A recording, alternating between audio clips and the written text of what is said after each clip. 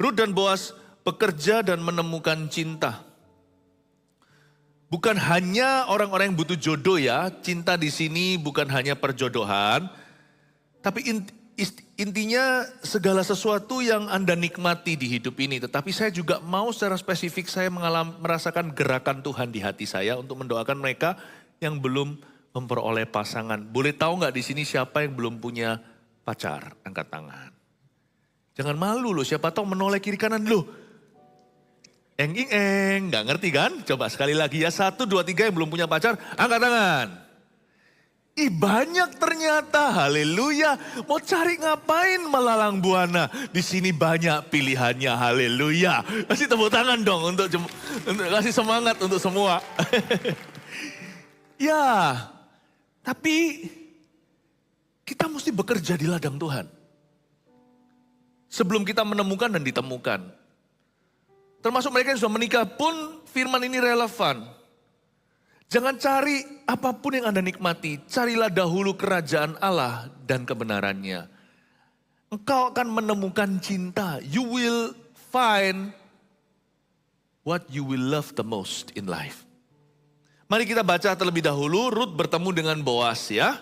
Pedang bermata dua, semua pasti dapat sesuatu. Siapkan catatan ayat ke-1. Naomi itu mempunyai seorang sanak dari pihak suaminya. Seorang yang kaya raya dari kaum Elimelek namanya Boas. Berhenti di ayat pertama, tidak semua orang familiar dengan cerita ini. Tapi saya berharap kalau Anda sudah jadi orang Kristen lebih dari setahun, harusnya kitab Rut Anda sudah tahu. Rut itu punya mertua namanya Naomi. Ceritanya mengenaskan, Naomi punya seorang suami, punya 2 orang putra, minggat ke negeri orang di Moab, padahal mereka orang Yahudi di Bethlehem. Bethlehem lagi ngalami krisis moneter, bahkan kelaparan. Singkat ceritanya, Naomi jadi janda, suaminya malah mati di negeri orang. Cari perlindungan, malah justru kena tulah. Berapa banyak di antara kita, hidup itu lari dari masalah. Ketakutan, pergi ke sini ke sana, malah kena. Finansil kayak secara keuangan, atau secara sakit penyakit, atau apapun juga. Hidup tidak boleh paranoid. Hidup itu untuk bekerja di ladang Tuhan.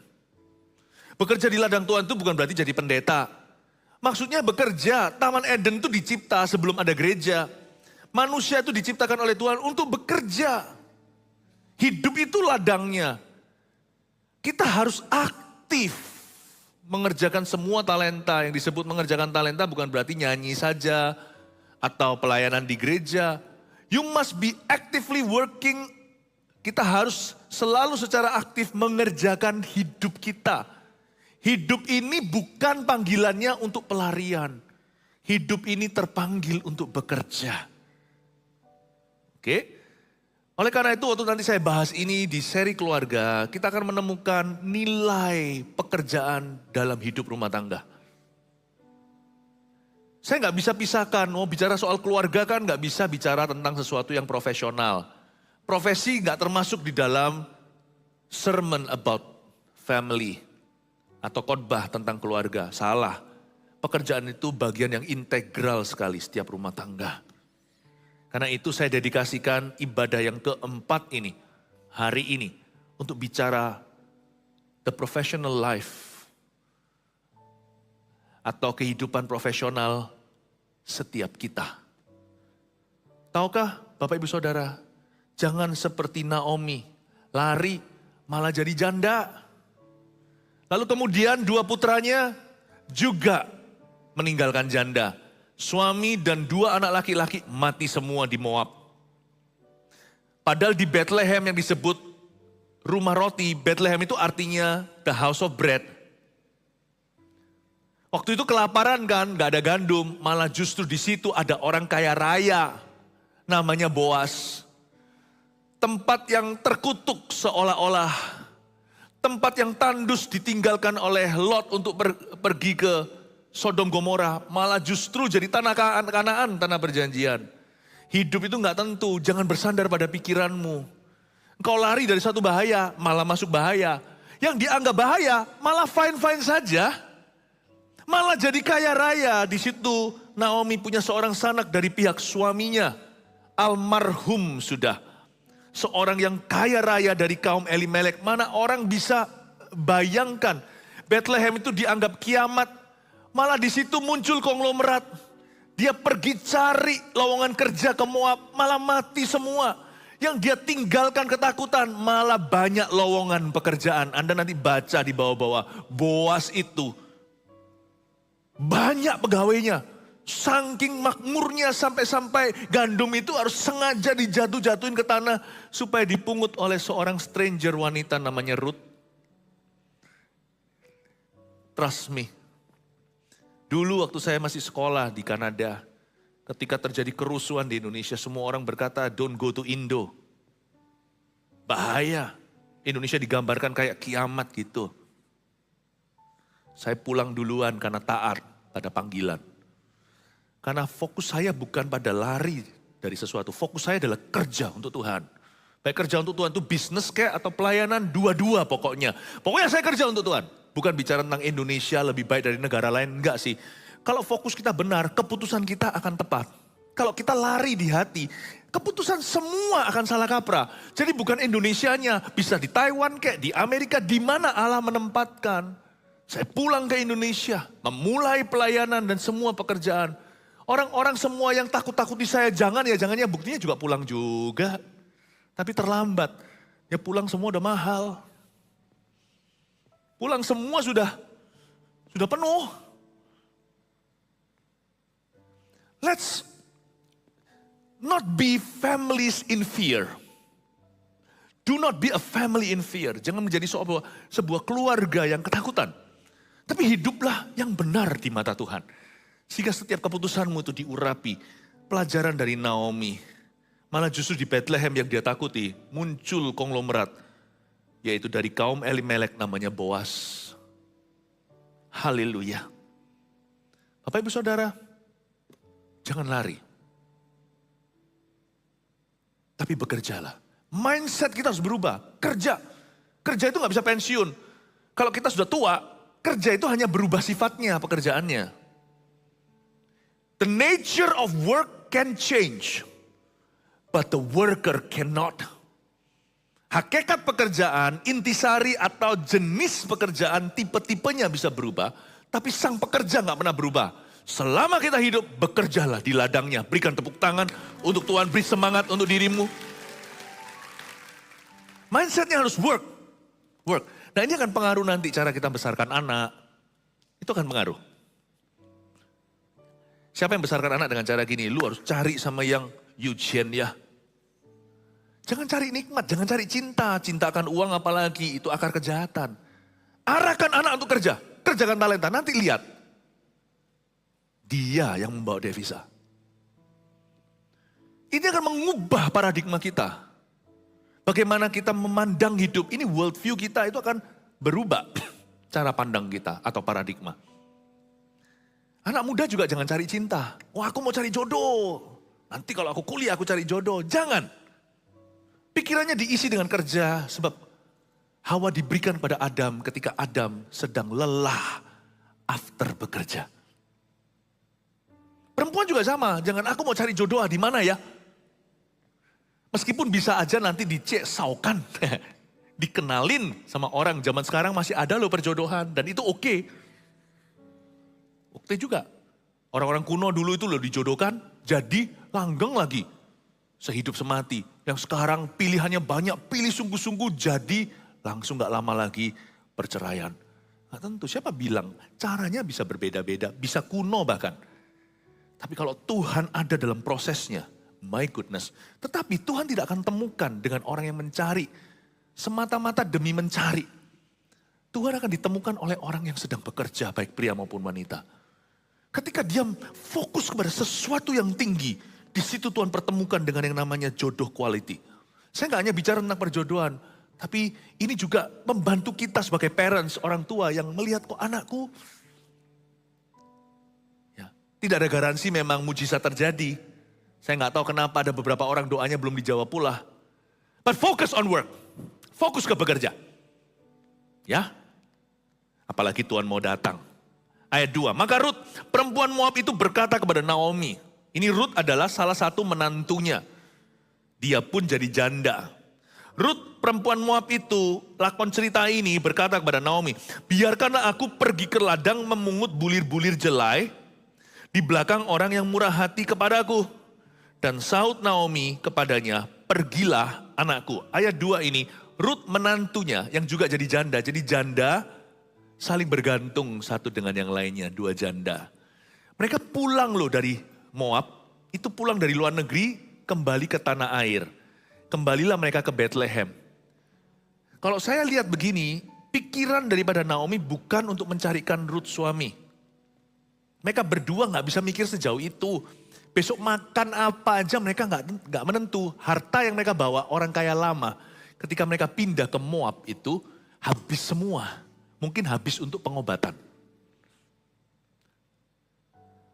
Ketika mereka pulang kembali itu, mereka sudah jatuh miskin. Dan sebagai janda itu rugi di zaman dulu. Perempuan tidak emansipasi. Jadi kalau seorang itu janda, dia hanya bisa hidup dari diakonia.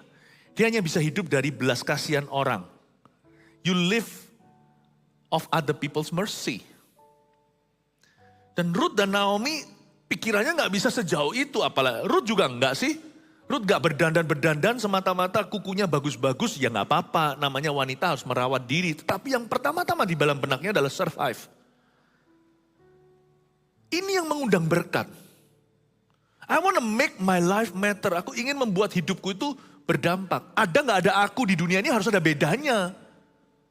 Itulah definisi paling embrionya bekerja. Bukan aktivitasnya, tapi tekad hatinya. That I have, my life has to matter. Hidupku harus ada perubahan. Ada gak ada aku di dunia, di bumi ini? Kenapa ada saya sih? Harus terjawab di dalam hatimu. Amin Bapak Ibu. Ruth pikirannya, bagaimana caranya aku memberi makan mertuaku? Naomi ini sudah tua, harus makan dia. Maka Ruth memakai jalur diakonia. Dia pakai jalur yang ada. Bapak Ibu Saudara, kerja jangan pilih-pilih. Yang membuat stres dalam keluarga itu amarah. Sebenarnya lowongan pekerjaan kalau ada, yang membuat gelisah seluruh keluarga adalah ketika kita lihat seorang yang kita kasih, dapat tawaran pekerjaan tapi dia gak happy, itu membuat seluruh keluarga juga depresi.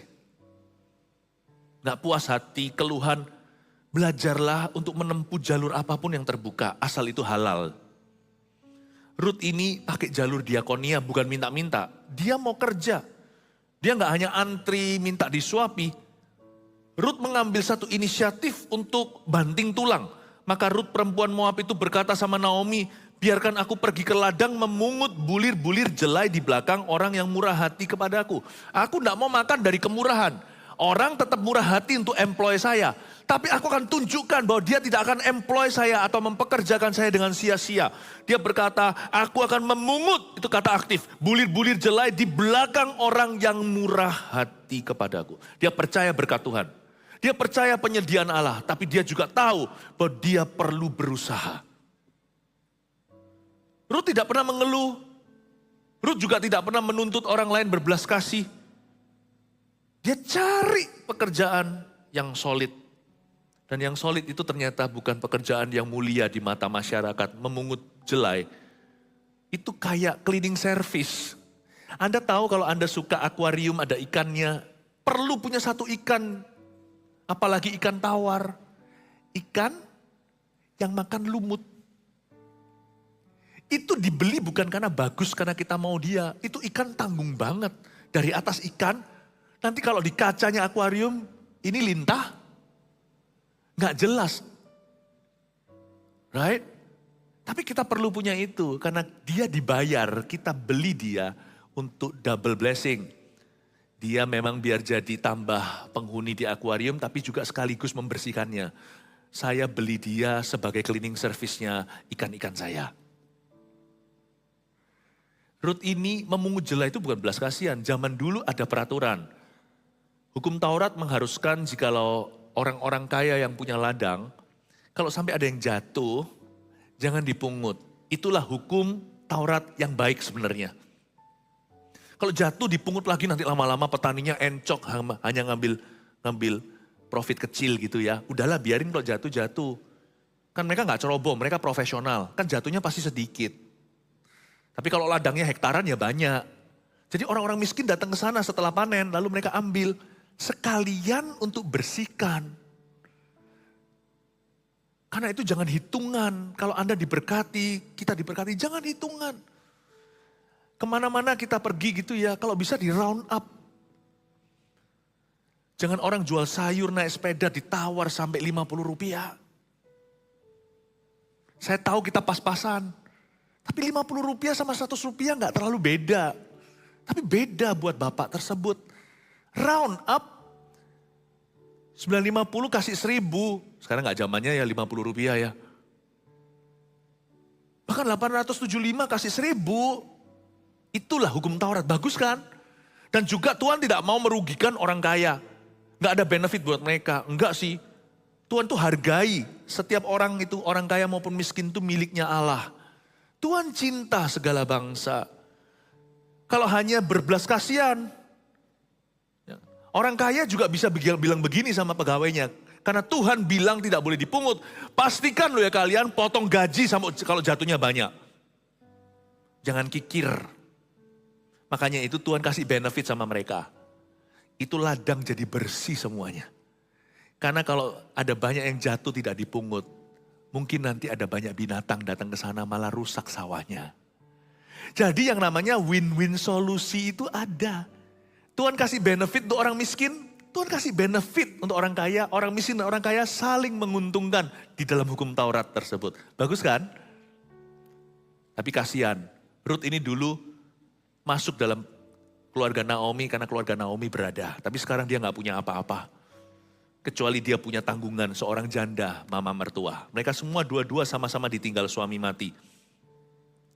Ruth itu bisa sisingkan lengannya dan berkata, Mama aku pergi ke ladang ya. Aku mau memungut bulir-bulir jelai di belakang orang yang murah hati kepadaku.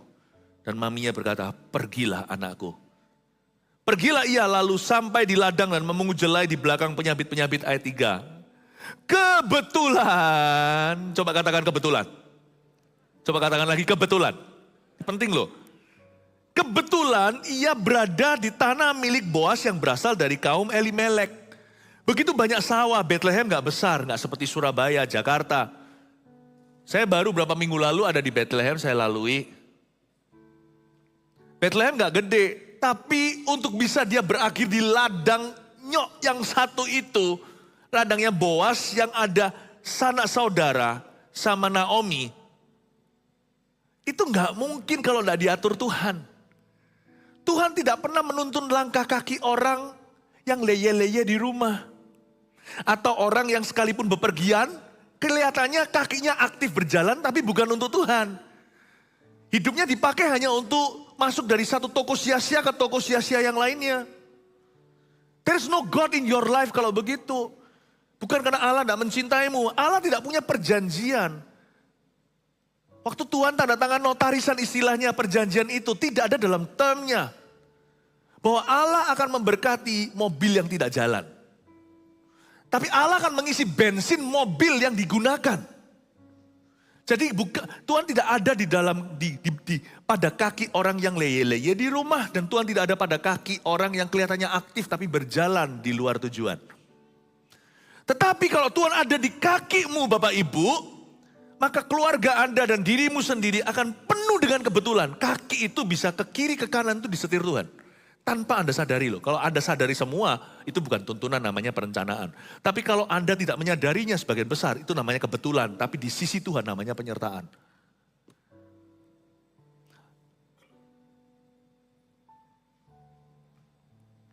Mana tadi?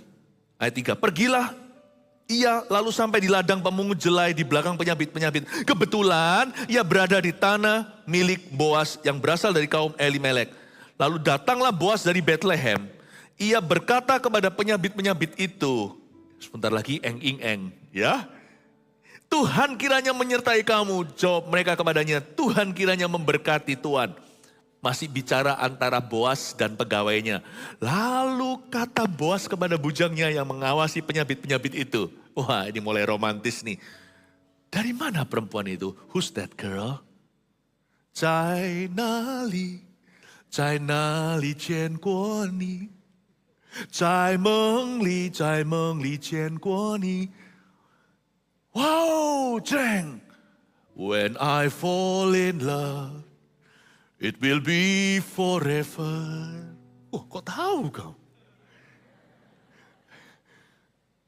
Tapi belum sih, terus terang Boas belum jatuh cinta. Tapi Boas merasa, who is that woman? Kerjanya kayak laki-laki, cepet. Tapi badannya tetap halus, lembut seperti wanita. Bujang yang menjawab, mengawasi penyabit-penyabit itu menjawab, dia adalah seorang perempuan Moab.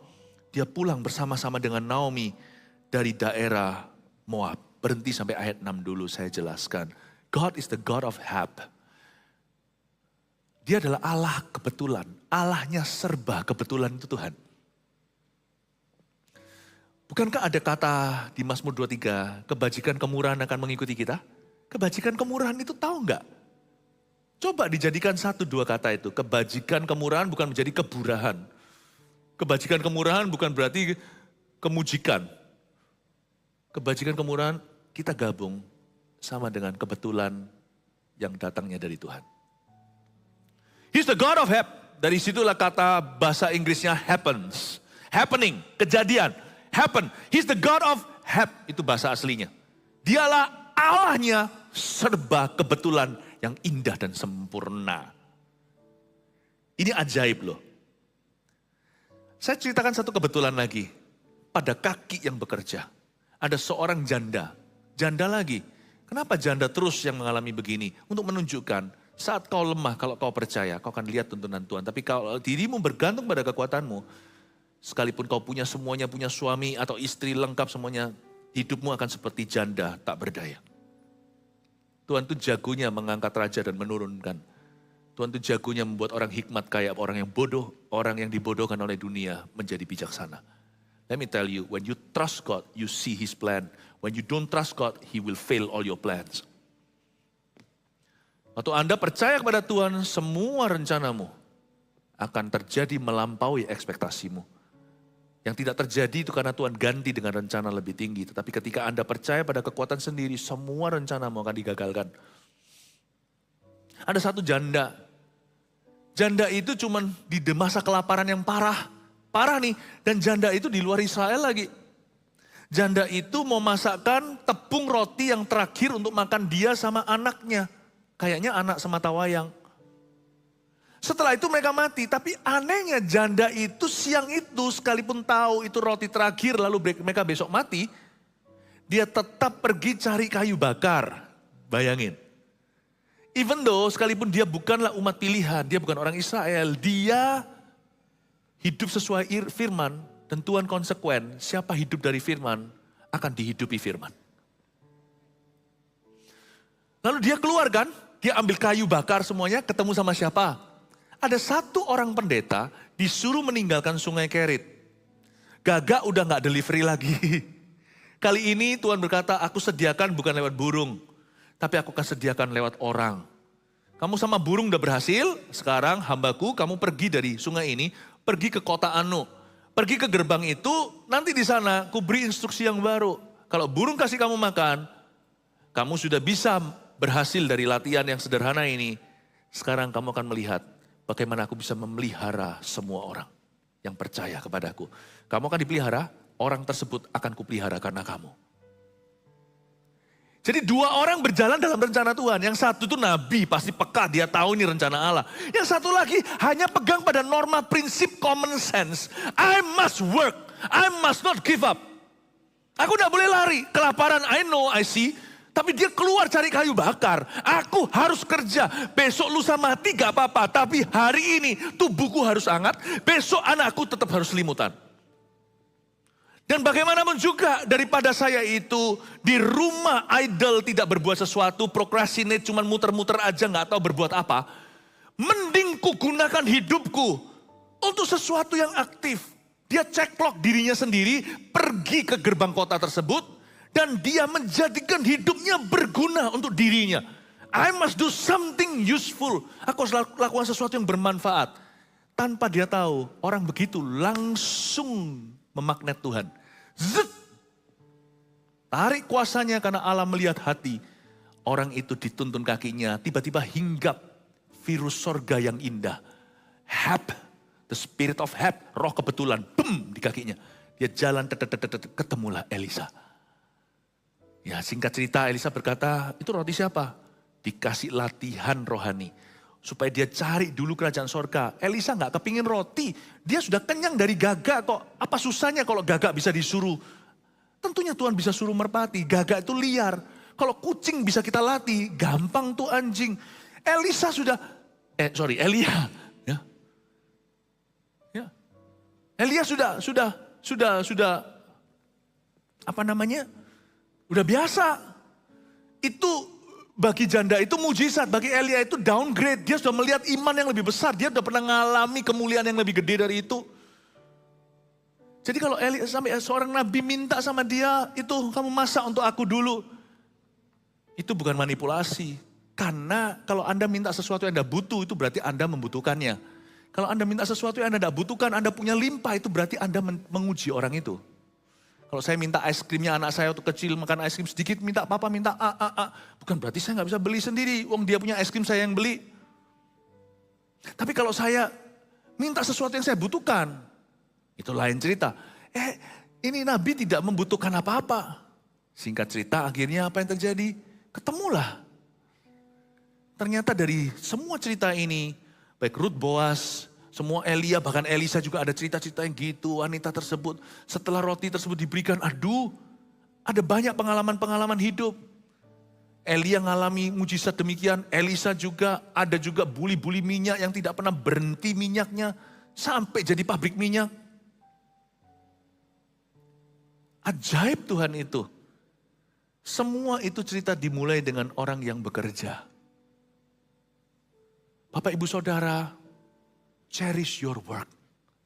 Meskipun pekerjaan itu mungkin jalur diakonia sekalipun pekerjaan itu bukan pekerjaan yang patut dibanggakan ketika ada pesta, ngobrol sama teman. Jangan bawa stres kerja yang di luar pekerjaan itu masuk ke rumahmu. Sedangkan stres yang dari dalam pekerjaan itu bagus untukmu, itu melatih kita untuk sungguh-sungguh. Tapi yang membuat keluarga itu seringkali gelisah, gundah gulana, tercuri damai sejahtera, hilang sukacita apa? Stres yang justru bukan dari pekerjaan itu. Tapi stres di luar atau tentang pekerjaan tersebut. Bukan stres pekerjaannya itu sendiri. Paham maksud saya ajak mikir sedikit.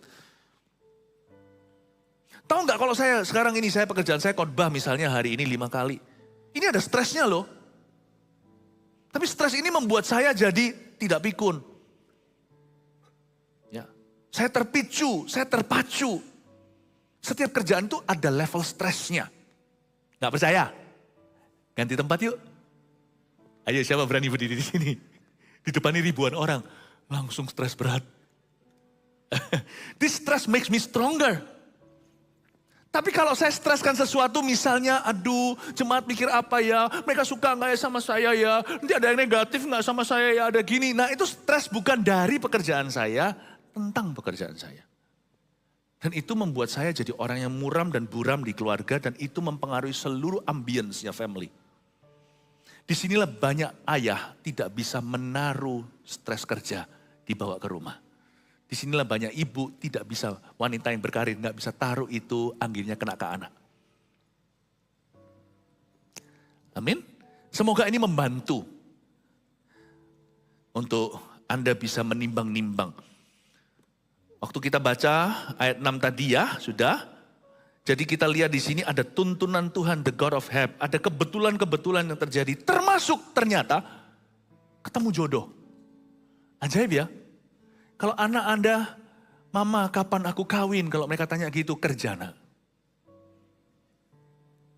Ya, ada lagunya zaman dulu, anak-anak kecil SD, teman-teman saya suka nyanyi lagu. Gimana saya nggak tahu, tapi saya nggak mau nyanyikan di sini.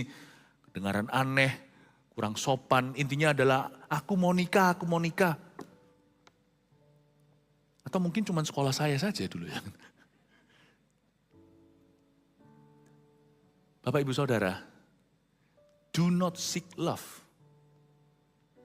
seek responsibility. Jangan cari cinta, cari tanggung jawab.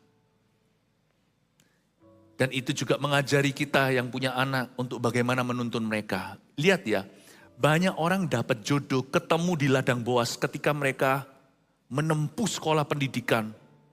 Harus sekolah tinggi, bukan SD, SMP, SMA. Ya, ketemu pasangan hidup sesungguhnya. Dan ketika mereka sudah berada di jalur memikirkan karir, Tuhan munculkan atau ketika mereka sudah mulai bekerja. Itulah sebabnya, jangan pernah kita itu arahkan anak kita untuk cari jodoh. Arahkan anak kita untuk cari kerja. Tapi jangan kerja yang abal-abalan. Celakalah orang yang pekerjaan itu pilihannya banyak. Sedangkan orang-orang itu satu pun gak punya. Bahkan lebih bahagia anak dari keluarga yang biasa, yang pekerjaannya gak bisa memilih, saudara. Cari kerja. Kalau kita mikirkan untuk cari jodoh untuk keturunan, maka saya sarankan yang pertama digariskan adalah garis karirnya dalam doa. Misalnya, kalau saya mau taruh anak di sekolah mana, di situ. Saya harus ready, dia bisa saja dapat salah satu di antara mereka. Jadi jodoh itu nggak usah dicari. Cari ladang, ladang itu nanti mencarikan.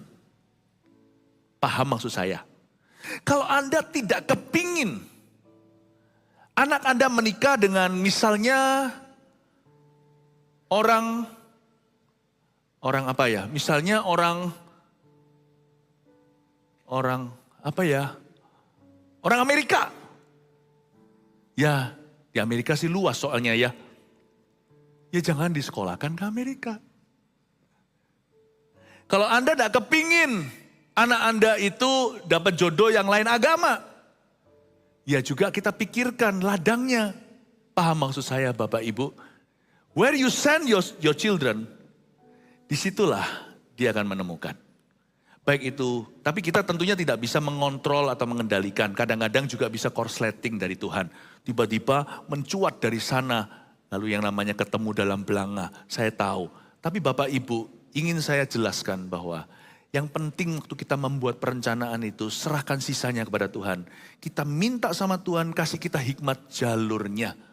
Ya, lanjutkan dulu ayat yang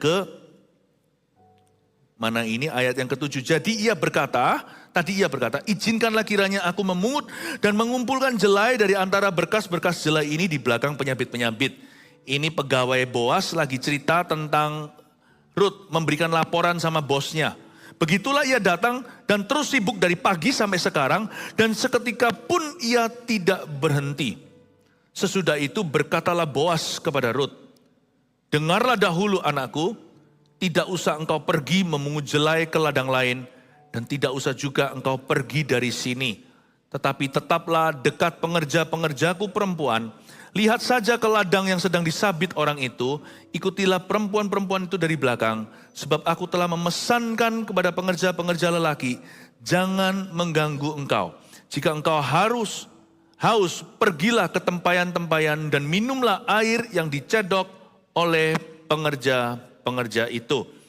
Dari ayat-ayat yang kita baca barusan, Boas berkata kepada Rut, kamu gak usah kemana-mana ya, kamu di sini aja dekat sama pekerja-pekerja perempuanku. Kamu di sini aja, you stay here. Saya akan minta pengerja laki-laki untuk tidak mengganggu kamu. Ya, Boas pun tidak memulai dengan jatuh cinta. Boas itu orang yang tulus dan baik hatinya.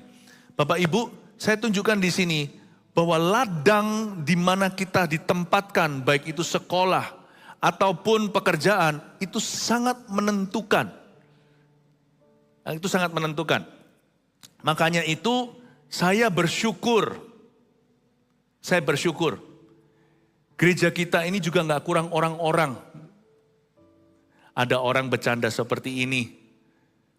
Seperti tadi saya tanya siapa bujangan, angkat tangan. Tidak susah untuk menemukan pasangan hidup di dalam rumah Tuhan. Kalau kita mau dapat orang yang takut akan Allah, jangan ke night club, carinya. Kita itu semua kan bergabung dalam motivasi yang sama. Misalnya datang kemari semuanya ke gereja ibadah, Kita datang ke kebaktian itu dengan satu motivasi, kita mau belajar firman. Tidak semua orang sama sih, saya tahu ada yang ikut-ikutan segalanya. Tapi yang ikut-ikutan bentar lagi juga akan mengikut kok, dia akan cari Tuhan. Itu pun di gereja ya, masih bisa ngerasakan perbedaan loh. Sekalipun sama-sama Kristen satu gereja sekalipun, gak tentu kompatibel, gak tentu cocok loh. Gak tentu loh, bener. Apalagi kalau kita pergi yang berlawanan, anak-anak Tuhan pergi ke clubbing, ya. Malam ini bukan sekedar restoran atau cuman bersosialisasi, bukan, tapi betul-betul yang zaman dulu namanya diskotik gitu ya. Tempat orang-orang datang ke situ itu kan mereka kan untung-untungan, mereka mau cari orang-orang dengan maksud hati yang sama. Mereka mau bertemu dengan orang, udahlah, bedalah, tidak bisa menjadi pasangan yang sepadan. Kalau Anda tidak mau mendapatkan seorang pasangan di luar Tuhan, ya jangan keluar dari Tuhan untuk mencari pasangan. Ladang itu penting. Makanya Boaz ngomong sama Ruth, tanpa disadari nanti Boaz jadi jawaban. Boaz ngomong gini, kalau kamu mau melihat providence, kalau kamu mau melihat Tuhan memeliharamu nak, kelihatan Boaz jauh lebih tua dari wanita ini namanya Ruth. Ya, Ruth ini nanti menikah sama seorang laki-laki yang jauh lebih matang, lebih dewasa. Boaz bilang gini, kalau kamu mau melihat God's providence, kalau kamu mau melihat penyediaan Allah, you must stay di ladang Tuhan. Di ladang sini, kamu dekat sama pengerja perempuan, kamu dekat dengan pengerja yang baik-baik. Aku akan minta mereka-mereka yang hidung belang itu untuk menjauhi kamu. Saya minta supaya jangan diganggu sama tukang-tukang.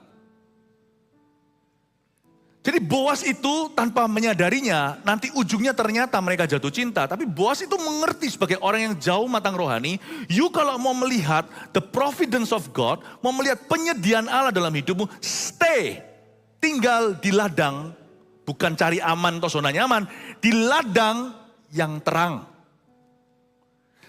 Tinggallah di ladang yang terang, jadilah anak terang, jangan menjadi anak-anak gelap yang pesta pora. Your life will not get anywhere. Orang-orang zaman dulu punya satu konsep begini, sebenarnya sekarang sih gak sepenuhnya benar tapi 50-50. Orang berhasil gak itu kan tergantung orangnya. Tapi orang-orang zaman kuno, tapi ya tetap ada hikmatnya, saya ngerti. Kadang-kadang mengutus orang sekolah jauh-jauh misalnya ke luar negeri itu gak tentu yang dicari akademisnya loh. Tapi dia tahu sekolah tertentu tuh koneksi-koneksinya. Dikirim itu karena nanti koneksi-koneksinya. Sekarang kita hanyalah teman sama-sama makan pizza, sekali-kali bolos kelas. Nanti suatu hari itu memimpin di sektor ini, itu pemimpin di sektor sana. Ternyata orang-orang zaman dulu itu tahu mengirim anak kemana itu bukan hanya melihat sekarang atau dia lulus saja. Tapi dia ketemu siapa di ladang tersebut, itu akan menentukan karirnya suatu hari. Politik itu juga begitu. Iya kan? Tapi orang Kristen kadang-kadang kita lebih gak perhitungan soal begitu. Kita meremehkan pentingnya the value atau nilai sebuah ladang. Saya bersyukur di gereja kita ini ladangnya luas, jadi kalau orang gak dapat jodoh itu seharusnya mustahil. But you need to get yourself activated. Tapi ini bukan sebagai satu garansi ya, karena saya bukan Tuhan. Oh pasti dapat, segera dapat, gak tentu. Saya gak tahu, jodoh datangnya dari Tuhan soalnya. But if you are already, kalau Anda sudah berada di ladang yang tepat, ladang yang baik, benar, bahkan terang, bersyukurlah Anda sudah berada di poros kehendaknya. Amin Bapak Ibu Saudara. Jadi kalau orang tua yang memikirkan jodoh untuk anaknya, gak usah ribet mikir tentang laki-laki siapa atau wanita siapa. Kalau Anda dan saya mau urusi dia next planningnya apa. Kamu sekolah atau sudah kerja, lalu next apa dan sebagainya. Dan kita bawa itu dalam doa karena kita tidak bisa menentukan, ladang yang menentukan. Tapi kita akan bawa itu dalam doa. Ya Tuhan dalam nama Yesus, aku berdoa untuk koneksi ilahi sehingga anak aku ditemukan selalu di waktu yang tepat, ketemu orang yang tepat, untuk tujuan yang tepat, di waktu yang tepat, di tempat yang tepat. Itu namanya doa yang tepat. Jangan sampai anakku ditemukan di waktu yang salah, di tempat yang sama, salah ketemu sama orang salah dengan maksud yang salah dan tujuan yang salah pula. No, tidak, aku tolak di dalam nama Yesus. Kita hanya bisa bawa itu sebagai ortu, kita doakan in Jesus name. Tapi motivasi kita harus bersih. Jangan sampai nanti kalau punya anak, lalu anaknya dilemparkan ke lingkungan tertentu supaya dapat orang yang ini tadi. Orang yang kaya raya seperti Elimelek. Oh jangan begitu, jangan murahan.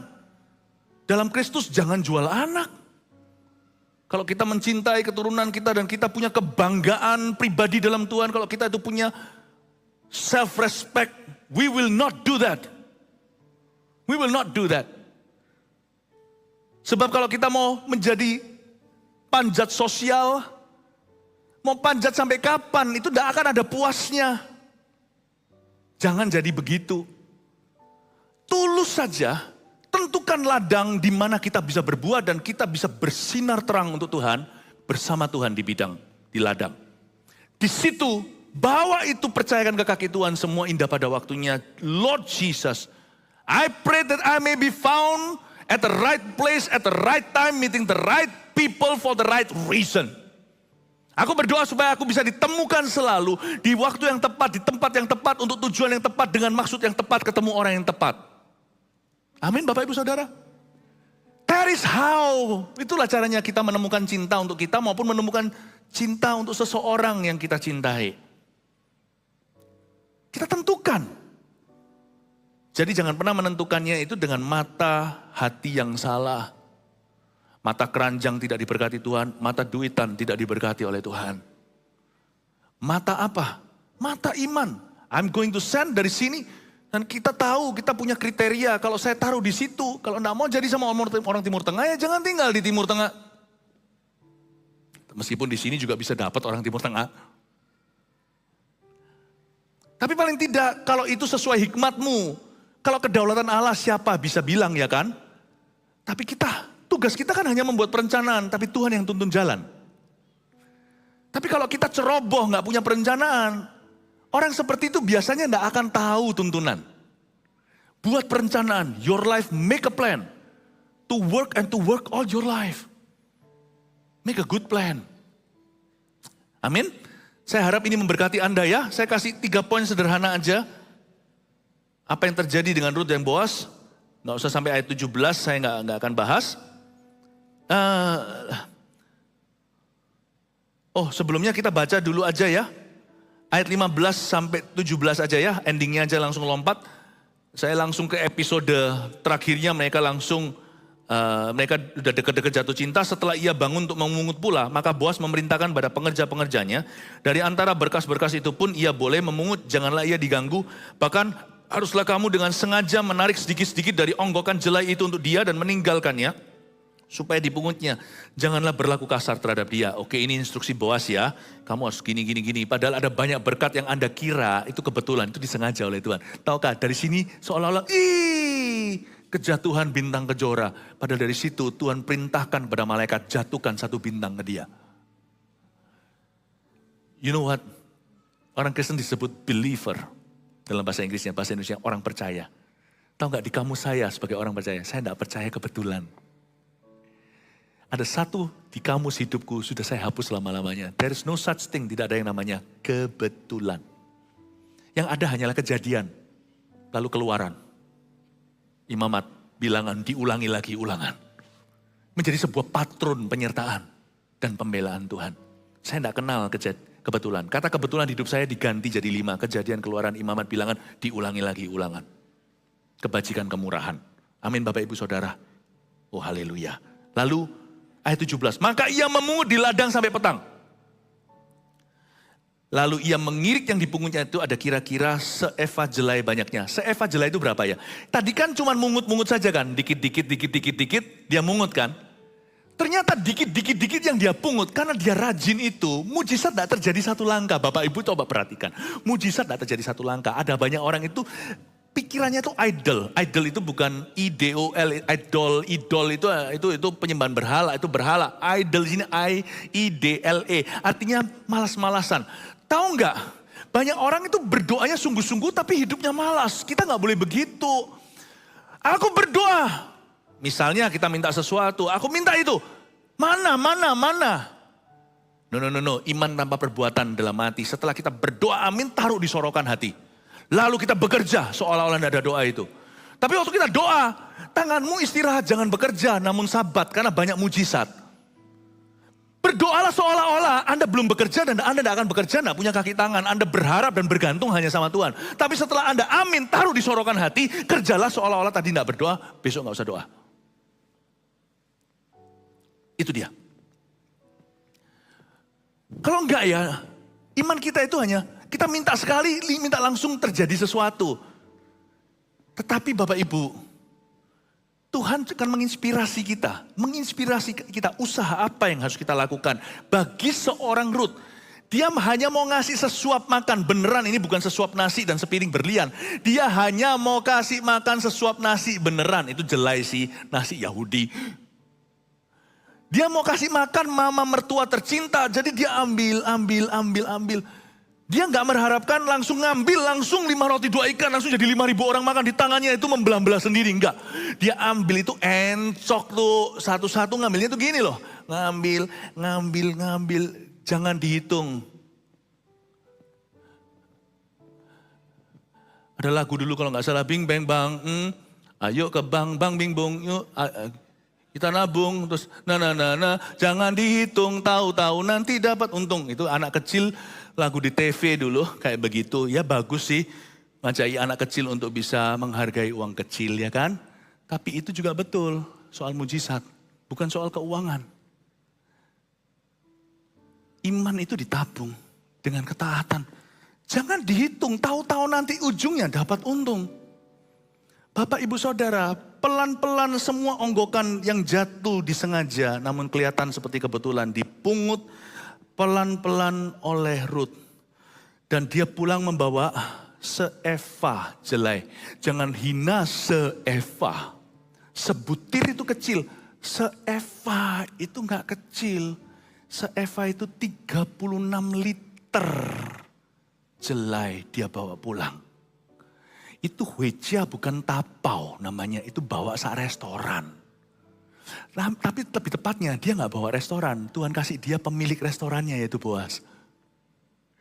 Dia hanya lihat butir yang jatuh satu.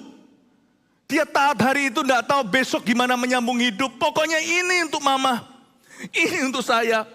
Ini kalau kita nggak cukup nanti malam kalau lapar, ambil terus begini. Gini aja saya capek loh. Terus ambil gini, ambil ke sini. Ujungnya 36 liter satu restoran, dapat pemilik restorannya. Carilah dahulu kerajaan sorga dan kebenarannya. Semua ditambahkan, jangan dihitung sekarang. Kasih tepuk tangan tuh Tuhan, come on. Haleluya. Nah masalah orang adalah waktu dia lagi memungut jelai itu dia tidak memungut destiny atau tidak memungut tujuan ilahi. Dia rasa semua ini membosankan.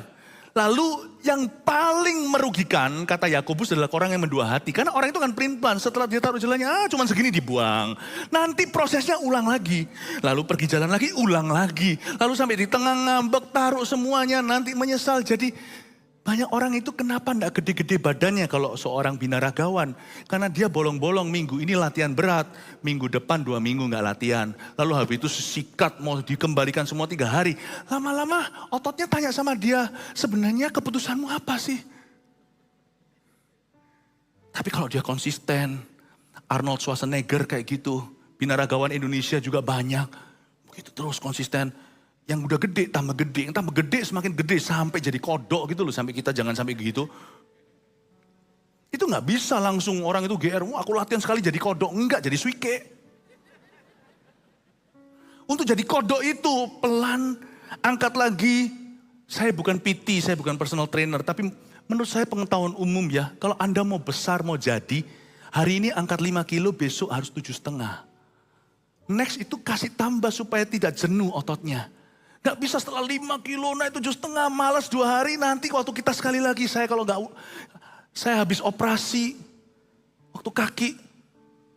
Setelah itu Bapak Ibu, saya ada waktu saya berhenti olahraga tertentu. Saya mulai lagi push up sekali aja seperti mengangkat bebanmu. Kayak mengangkat beban jemaat. Beratnya padahal dulu 100 kali tidak bergeming. Ini sungguhan saya gak omong besar. Mulai lagi. Untung saya itu pendeta, bukan binaraga. Kalau binaraga saya sudah gagal total, tapi rohani saya nggak pernah on and off. Selalu terus dan konsisten. Pewahyuan semakin grace, semakin baru, semakin dalam. Kuasa Tuhan semakin menjadi-jadi. Bapak, Ibu, Saudara, whatever is precious, if your life is precious, jangan on and off sama Tuhan. Kerja juga jangan mut-mutan. Mau kerja sekarang, enggak punya visi, enggak. Lihat ya, orang tanya 1 minggu, 7 hari, 7 visi yang beda-beda Anda bicara sama dia. Visi itu 1, kejar itu sampai dapat. Kalau visi besok bisa dicapai, itu bukan visi. Itu rencana jangka pendek. Amin Bapak Ibu. Kejar itu. Ketika dia sampai sana sudah 36 liter loh. Itu gede sekali. 3 poin sederhana dari pengalaman pelajaran hari ini. Nilai sebuah pekerjaan dalam rumah tangga, yaitu bekerja dan menemukan cinta sekaligus tentang perjodohan. Nomor 1, tulis ini, jangan biasakan diri malas bekerja dan suka beralasan. Jangan biasakan diri malas bekerja dan suka beralasan. Udah? 2, jodoh itu dari Tuhan, walaupun banyak faktor kebetulan. Ini kita harus hargai sebagai papa mama juga. Kita nggak bisa menentukan. Nggak bisa menentukan. Saya waktu dapat jodohnya untuk saya di Kanada, ketemu jodoh saya di Surabaya. Istri saya sekarang. Nggak tentu ya. Ditaruh sama papa mama saya di Kanada bukan berarti dapat orang Kanada. Saya masih ingat kok. Seperti Adam melihat kiri kanan, tidak ada yang cocok untuk dia. Adam menunggu Hawa. Bagi saya sebagai pemimpin, saya udah jadi pemimpin youth, pemimpin praise and worship, PAW, segalanya.